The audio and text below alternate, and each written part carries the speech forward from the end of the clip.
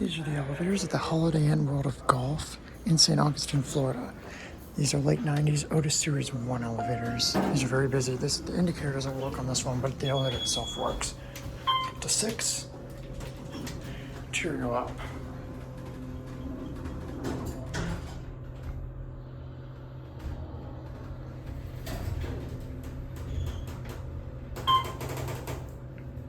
Creaky.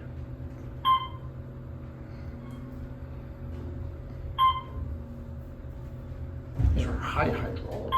Not super high, not like 8 floors, but still fairly high. Here at 6, especially for Otis.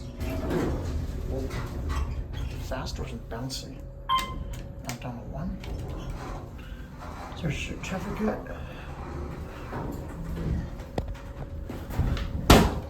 Non-ADA phone. It's a basic laminate Otis cab. Not the brightest elevators, but not bad.